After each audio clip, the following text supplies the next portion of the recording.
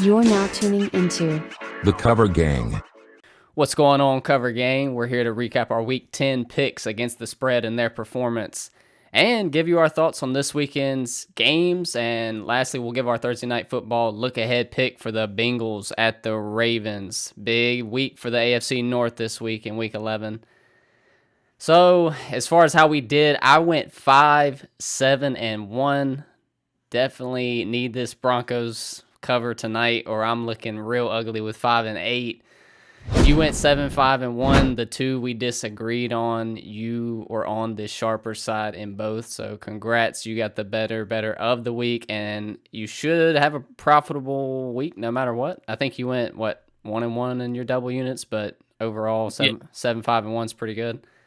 Yeah, that Jets game, it hurt last night because, I mean, I was watching it, and in the first half, as Zach Wilson just kept getting in the red zone, they kept kicking field goals. I was like, man, this Raiders team's hanging around, and I think I even texted you, and I was like, this isn't looking good throughout the first quarter and a half. So, yeah, it's I think we got a couple other bad beats out there, but when I recommend a double unit play, just because the Jets are that much better to me roster wise than the Raiders, that hurts on Sunday night. But 7-5-1's not horrible. 8-5-1 would sound better. So go Denver plus 7.5 tonight.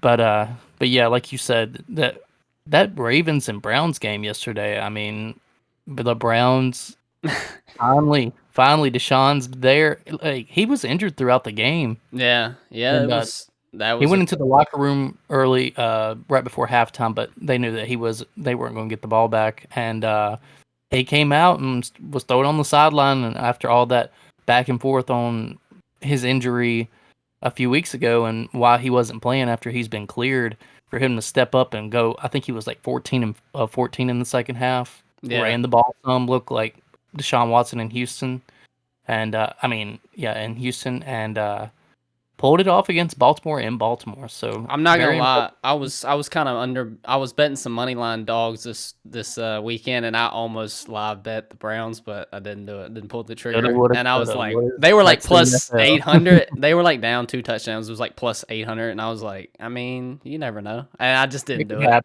Yeah, but yeah, that's the story of this week. Is that, I mean, things just got interesting in that division. The Ravens got upset by the Browns, their divisional foe, and the Bengals just went down to the Texans. Now they got to turn around and face each other, both coming off a loss in this Thursday night battle. And then you also got the Steelers and the Browns playing in the 1 o'clock slate. So it's crazy for that division. That's going to be the story for Week 11. But tell us about this. Some consistent viewers may be like, why is Tyler wearing Southern Yale antler hat, and tell us about wood this in the background? I'm hunting with my dad all week. I took a week of vacation from work, so if you look all the way up there, I got a buck right above me. The whole house, we live in a log cabin or whatever, so out in the sticks. So back to my roots a little bit this week, but yeah, that's why I'm not in the same position. It's got the mustache going on. It's like I'm this wannabe country hick or something. I don't know what's going on, but it looks good on you, man. I do deer hunt every year though, so this is, it is what it is. But yeah, sounds a lot more peaceful to be out in the woods, hunting, than sweating the bets that I just went 5-7 this weekend. So or we're just working for a week. Right. Way better. Oh yeah. Yeah, you enjoy that. I just wanted to make that clear that no, I didn't move houses or something. Yeah. Yeah, but 5-7-1, man, I don't know. Worst week for me by far. I feel like my biggest mistake. See, I want to say taking the Packers and the Patriots and the Panthers all in the same week, because we know that's a guaranteed 1 and 2. But it's it was the sharp side. The Pats was a bad beat. They had so many opportunities, and I watched that game all the way through. It was a nasty game. I bet the under, so I mean, at least that covered some of my loss, but I was pretty big on the Patriots in that game, and they just, I mean, the camera panned over to Bill Belichick after Bailey Zappi threw that interception, and it looked like he just yelled the F word. Bro, I think, I mean, is there a cause concern for his job? Like, he could be actually in trouble because it looked like he was really feeling the pressure in this one that if they didn't win it, that he could be in trouble. Belichick? Yeah. Yeah, no, I think they'll mutually depart. It won't be like a firing, and there'll be some big celebration for what he's done for New England. But I don't think he'll stop coaching. He'll go to maybe the Chargers will probably have an open vacancy going into next year. Uh, Do you think head coaching is like what he would go for too? Yeah. I've heard some rumors of him taking like part ownership and at a certain few different places that he may go. But no, I mean, once Belichick comes on the market, notoriously, I think it's 6 to 8 coaches every year get fired. So he'll have his pickings come the end of the year. So no, he's still chasing Don Shula's record. So he will remain coaching until he passes that. In my opinion. Yeah, it was gross though. Another benching of Mac Jones. I mean, you could just see the frustration in him, and he just pulls the plug on it. But then he threw Bailey into the Wolves. I mean, he was no timeouts left, a minute and some on the clock. He's got to drive 80 yards up the field. I mean, he he just threw an interception in the camera. I mean, honestly, that may be a decent coaching move, like show the defense something they didn't prepare for all week, even though. Oh yeah, no, I mean it was fine. I think it might have been just too late, but Mac Jones, I don't know. He looked super like he's lost confidence when he was benched. He was just like he was 15 for 20 though, and like we've said all year, they don't have the best weapons, but New England's foundation is defense and running the ball, and it was the first time the Colts have been held under 20 points all year. They held them to 10 points over in Germany, but they can't run the ball this year. And then they don't have the skill talent around Mac for him to. Receivers and stuff just don't create separation. I don't think Mac Jones is a top 10 quarterback by any means, but I don't think he's a bottom 5 quarterback, and that's what he looks like in that New England offense.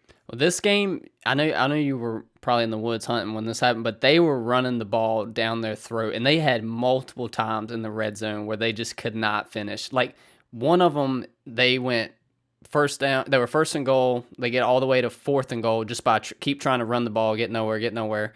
And it was a penalty on they went for it on 4th, and it was a penalty. So they get a whole fresh set of downs, and they still went 4 and out, like right there on the goal line. It was just disgusting. Like watching that, I'm just like, Colts defense is pretty bad too. But yeah, but going against the Colts defense, which granted, I'm not making excuses for the Patriots or anything, but we say it all the time when they go across seas, these unders hit every time. It's always like I've been all over that. Yeah. So. That may play a little bit of a role in the low scoring on both sides of the ball. I mean, with both teams, but yeah, no, Mac, I don't think has had the fairest chance offensively, but at the same time, Belichick is, in my opinion, the biggest reason for that. So I don't know. They're 2-8. I still think they'll probably somehow rattle off a couple weird wins come the rest of November, December. Against, like I said, teams they shouldn't beat, but yeah, and but yeah, they need a change in regime throughout. So I think Belichick will leave New England and go elsewhere, and depending on where they have a draft pick is whether or not they'll draft a quarterback to replace Mac. Yeah. So you are, after this week, the sole remaining Titans undefeated spread better. So I guess you will carry the torch to see how far you can take it. What is that, 9-0 right now? So see if you can continue. It is. I've been pretty accurate on Cincinnati too. I think I've only lost one with them, but and then there's those teams like was it PC? What was it? PBP? Panthers, that killed us all years. Yeah. But I mean, you're good on certain teams, and you're not on other ones for some reason. It just I don't know. We've talked a lot off air about just trying to hit the spot with the ones that we just keep dying on that hill with. But anyways, so yeah, Titans they've lost the 3 games they've won this year has been at home. The 6 games they've lost has been on the road. Yeah, they're a really different team on the road for sure. Yeah. The 49ers absolutely just smacked the Jags. It was a good good fade spot for that Jaguars team, and can't believe we missed that one. But yeah, the 49ers look back in form with their healthy roster back and everything. So, well, at the time of recording, we didn't know if Trent and Debo were going to be back. Yeah, they dropped 3 games in a row though. I still bet it and lost. So. Yeah, Jags hot going on into bye, like about to get a juggernaut on the road coming in. They kind of suck at home sometimes too. The Jags, they're weird like that, but. Well, it was talks for a long time before they drafted Trevor Lawrence about them not having a franchise anymore, them moving the Jaguars elsewhere. So yeah, that could still potentially be a thing. There's rumors that may be the first team to go overseas is the Jaguars. So I could see that the way things are going. Yeah, it makes sense. The London Jaguars. I mean, yeah, they would like that. They would one more time over there. The NFL, they show you little signs of things like this that's about to happen. Yeah, I could see that. It makes sense too. That would be crazy. Every week, a team traveling or them traveling across the seas, that'd be interesting. But no, I do want to talk about one game in particular, that Packers-Steelers game. I thought that we took the sharp side. Steelers won 23-19. Understand, they're 6-3. Congrats to Mike Tomlin.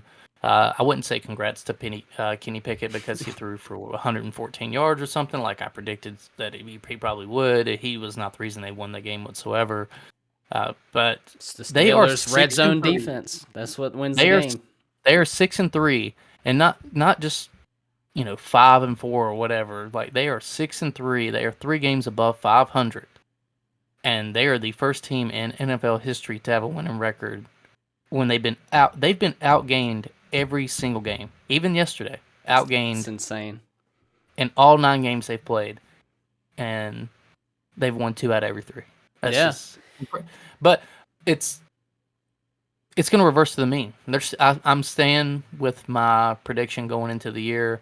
This is not a playoff team. If it is a playoff team, it's the worst one out of the AFC. It's just, but the Steelers at the same time, I kind of TJ Watt is on the field. Remember Ben second to last year when they lost to the Browns in the playoffs and like they were 11. They started off the season like 11-0, or something like that. And everybody was like, "This is a fraudulent team." And I feel like it's the same thing. But Mike Tomlin and they had a good defense back then. They got TJ Watt. It's just, I don't know, man. They just get up and play for that organization. They're just It baffles me if they somehow they play who this week? Cleveland in Cleveland. Mm-hmm. Yep. If Deshaun Watson's healthy or even not healthy, but we have to take the Steelers on the road. Oh, there's no chance of taking the Steelers. You taking Browns? I haven't looked at what's the spread. I think it was 3.5, 4. Oh, yeah, 100%. Yeah, that should be a 6.5 point line. I mean, the Steelers cover though, even with those low spreads. You know how it is. Division battle. I don't know. I have to look at some. We're going to disagree on already. I have to look at some trends on that one. You know how those division battles go. If it says the Browns own them at home, whatever. I just listen to whatever it says. No emotion, but yeah. What was your thoughts on Kyler Murray? I know you probably didn't watch the game, but Kyler Murray's return.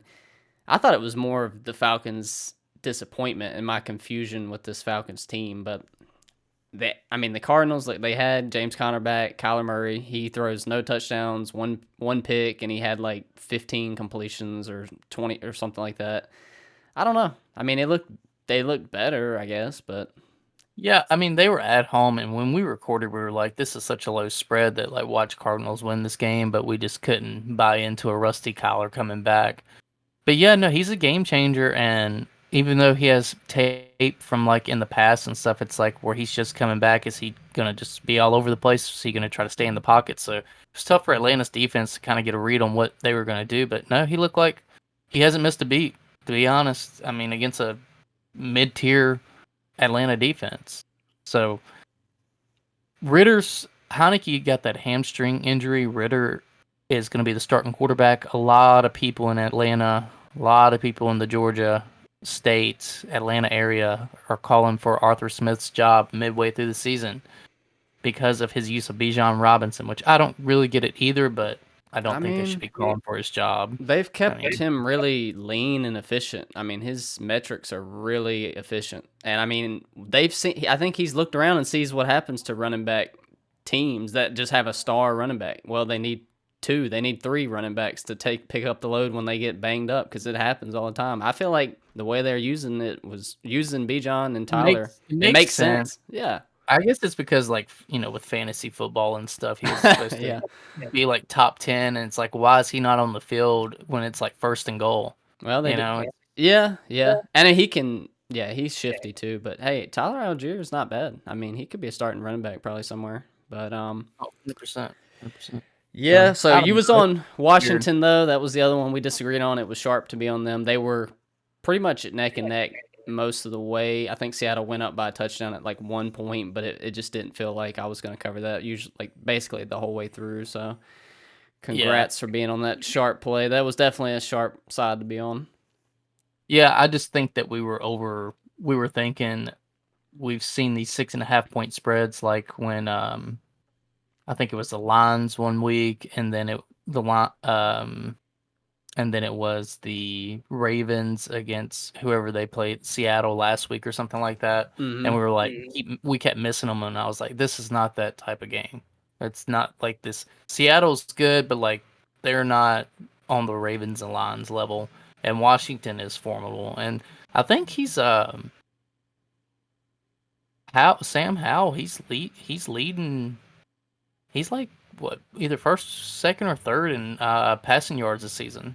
So he's up there. He's doing good. Yeah, they're passing attempts as a team, and I mean Brian Robinson Jr. is one of the better performing running backs this year. It's really it's Washington team. You want to talk about your flip flop? Let's see where you stand on this team going in their playoff hopes now. Which team? The Cincinnati Bengals. Oh, the Bengals. I mean, hey, I bet the Texans money line. I bet 2 teams. I bet Packers money line and Texans money line. I was like, which one is more likely to hit? And luckily, the better payout one hit. But I just thought it was a good letdown spot. But I mean, yeah, the Bengals. I mean, they're in a tough division. This week is huge. Win the Thursday pick. It's huge. Yeah, like I want to see. Like whatever happens this week can change the outcome for the rest of the year for this division, these teams. Just sitting here right now, do you think Cincinnati makes playoffs? I mean, after the run they put together and beating some good teams, it's hard to see them without not being in the playoffs, especially since that's been the script the last 2 years. They start off slow, they get hot as fire. I mean, yeah, I think it's easier to say they'll be in the playoffs right now, but with that division, it's still up in the air. It's pretty big, yeah. I can't. I mean, anything can happen if they lose this and then win out. Yeah, then they'll be fine. But I know I'm just putting you on the hot seat as far as like your predictions going forward, because I think that it is almost must win, because that would put them 0-3 in the division. Yeah, and they lost to Houston. It looks like they have a chance of making a wild card, or even maybe beating Jacksonville out in the South. Yeah, in the AFC. So. And they lost to.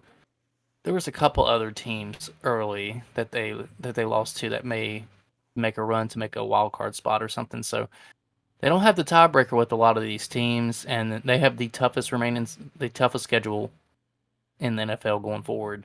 But I think they're still going to make the playoffs. I told you they'd be a wild card this year. They wouldn't win the division, but I still think they make the playoffs. They should. This is a good spot for them. Let's segue right into the Thursday night football look ahead then and see where we land on these spreads.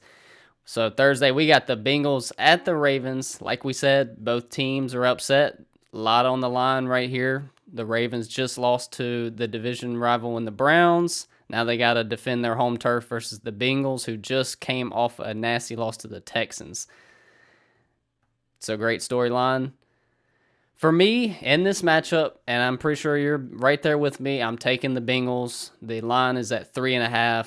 I think that's good value. We've seen what Joe Burrow can do as an underdog. The public is going to come in on Cincinnati. They already are, but it doesn't matter because it's a Thursday night game. Usually that doesn't matter as much. And the Bengals, they're amazing as dogs. Even if Joe Burrow keeps us, within a field goal, we still cover, and that's value to me. I know the Ravens are hot, but you know, I've looked as far as the public perception. I've looked on a few different books before we got on here, and it's a couple of them have the Ravens as the public side at just minus under 4. So that makes me feel good. One of the sharp sources I checked was the Bengals getting 70%, but it is early in the week. But yeah, right. I'll take Bengals plus 3.5 regular unit. I like it pretty good. Even if they don't win, I see this coming down to the wire, just like the Browns Ravens game. Yeah, even though it's divisional game, short week on the road, I'm taking Bengals too. I'll put like 1.5 units on it. I feel pretty strongly about taking because there is that desperation aspect. But I seen a weird statistic. I was watching some show earlier that the Baltimore Ravens through 10 weeks they haven't had their bye yet. So they're 7 and there's wait a minute. No, they've had a bye thing. Anyways, they're 7-3. And no, they haven't had a bye because it was just week 10. But anyways, they're 7-3, and they've only trailed for 28 minutes. That is the third least amount of trail time in NFL history through 10 weeks. And even the two teams below them, all 4 of the other teams were 10-0. So it was like one that was like only trailing 14 minutes of trail time. Like this is NFL history. There was 26, there was a 28, which is Baltimore. Then there was like a 40 and a 42, and all those teams were 10-0, and Baltimore 7-3. And that's just, they've the past few years they have blown leads in the second half when being up double digits. They just, I don't know. It's weird, like but you handicap that into these spreads, and it's like, is Baltimore and a historic team that's just kind of choking a little bit? We looked dead in the water in that Browns game. I was like, in the first half of that game, I'm like, yeah, I guess it was sharp to be on the Ravens here.